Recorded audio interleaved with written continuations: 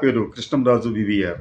ఆంధ్రప్రదేశ్ ముఖ్యమంత్రి చంద్రబాబు నాయుడు గారు తనను తాను సీఎం కన్నా కూడా సిఈఓగా, చీఫ్ ఎగ్జిక్యూటివ్ ఆఫీసర్గా అభివర్ణించుకోవడానికి ఆయన ఇష్టపడుతూ ఉంటారు. ఆంధ్రప్రదేశ్ అభివృద్ధికి ఆయన నిరంతరం ప్రణాళికలు వేస్తూనే ఉంటారు, కొత్త కొత్త ఆలోచనలు చేస్తూనే ఉంటారు. ఆయన ఎంత చేస్తున్నప్పటికీ కూడా, అనేక సంవత్సరాల పాటు ఆయన ముఖ్యమంత్రిగా ఉన్నప్పటికీ కూడా ఆంధ్రప్రదేశ్ ఇంకా అనేక రంగాల్లో అధమ స్థాయిలోనే ఉంది.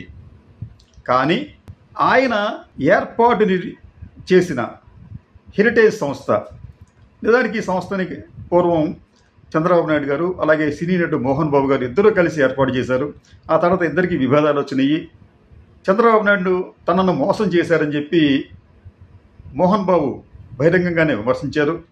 ఇటువంటి కారణాలని మనం పక్కన పెడితే, ఈ హెరిటేజ్ సంస్థని చంద్రబాబు నాయుడు గారు ఏర్పాటు చేసి తర్వాత తన కుటుంబ సభ్యులకు అప్పచెబితే ఈ రోజున హెరిటేజ్ సంస్థ బాగా వృద్ధి చెంది లాభాల బాటలో నడుస్తోంది.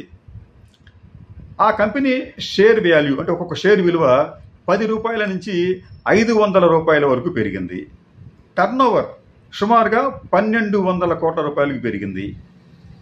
లాభాలు సుమారుగా 180 కోట్ల రూపాయల వరకు వస్తున్నాయి. అంటే చంద్రబాబు నాయుడు గారు నాటిన మొక్క ఈ రోజున దినదిన ప్రవర్ధమానం చెంది లాభాల బాటలో నడుస్తోంది. కానీ ఇదే చంద్రబాబు నాయుడు గారు అనేక సంవత్సరాలుగా ఆంధ్రప్రదేశ్ ముఖ్యమంత్రిగా ఉన్నప్పటికీ కూడా రాష్ట్రం అనేక రంగాల్లో, ముఖ్యంగా ఆర్థిక రంగంలో సంక్షోభాన్ని ఎదుర్కొంటూనే ఉంది.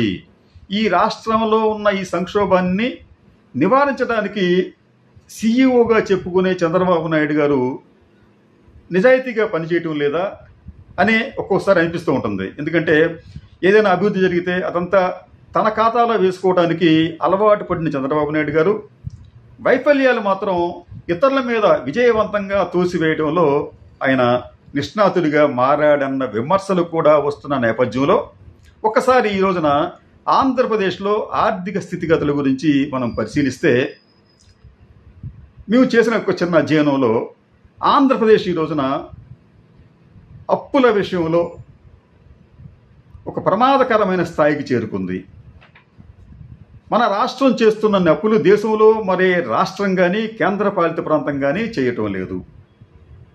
ఈ అప్పులు భారంగా మారి రాష్ట్రం దివాళా తీసిన ఆశ్చర్యపోనక్కర్లేదని చెప్పి జాతీయ పత్రికలు సైతం ఘోషిస్తున్నాయి.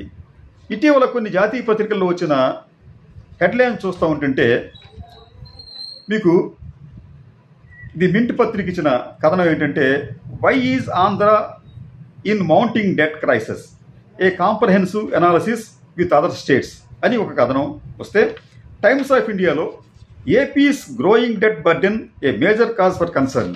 ఇలాగా జాతీయ పత్రికలు కూడా, అంటే చంద్రబాబు నాయుడు గారికి ఒకప్పుడు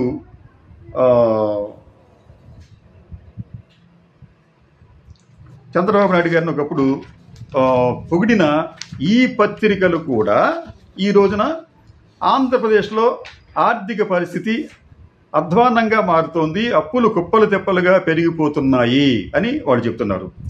ఈ పత్రికల కథనం ప్రకారం ఒక స్టడీ చేస్తే మీకు చంద్రబాబు నాయుడు గారు గత ఏడాది జూన్లో ప్రమాణ స్వీకారం చేశారు.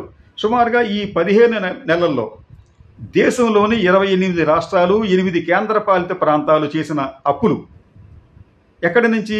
ఆర్బీఐ నుంచి చేసినప్పుడు ఒకసారి పరిశీలిస్తే ఆశ్చర్యకరమైన గణాంకాలు మనకి తెలుస్తున్నాయి.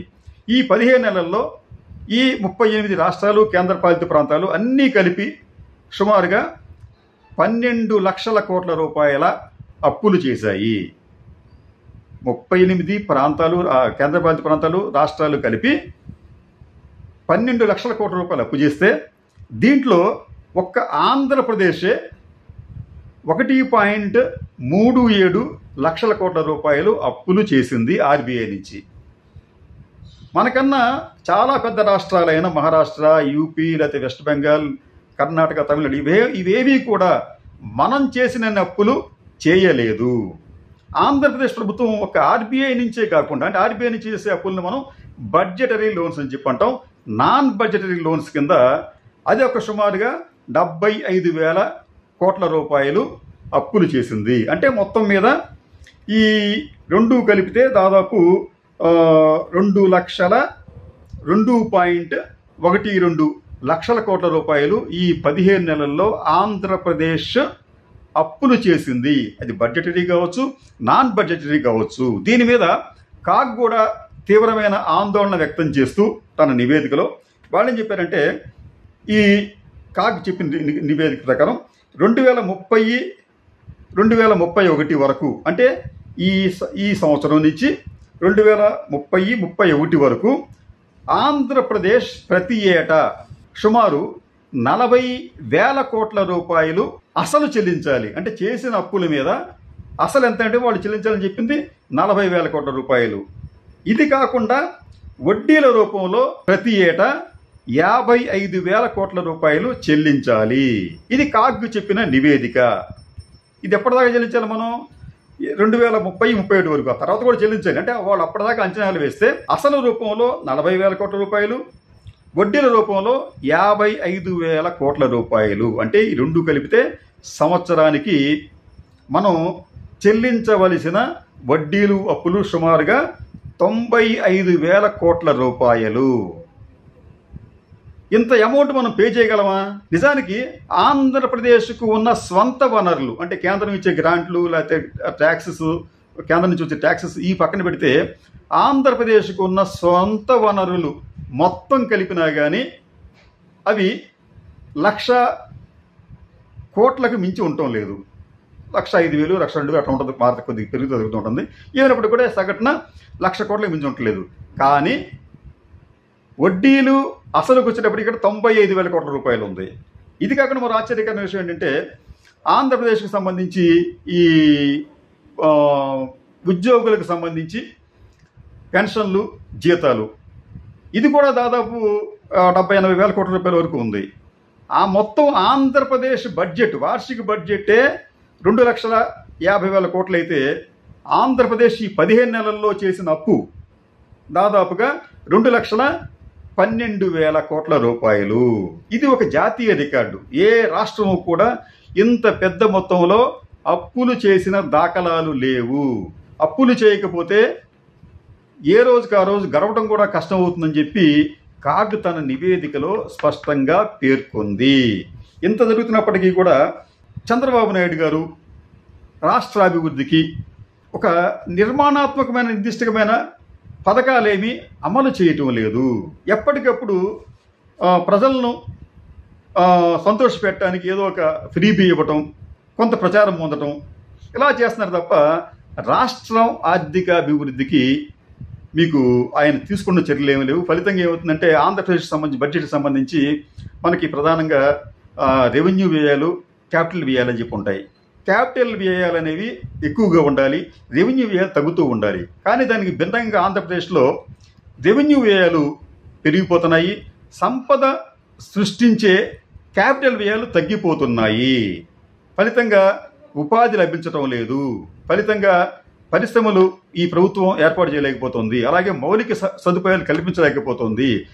ఎక్కడన్నా ఏదైనా ఒక పని చేపట్టాలి అంటే ఆ పనికి ప్రభుత్వం అప్పులు చేయాల్సి వస్తుంది తప్ప సొంత వనరులను ఏర్పాటు చేసుకోలేకపోతుంది, సొంత వనరులు సమకూర్చుకోలేకపోతుంది.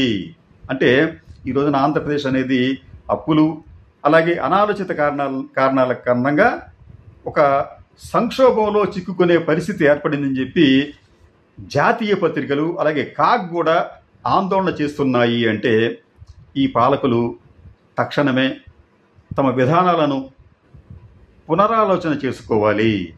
రాష్ట్ర అభివృద్ధికి నిజాయితీగా కృషి చేయవలసిన అవసరం ఉంది.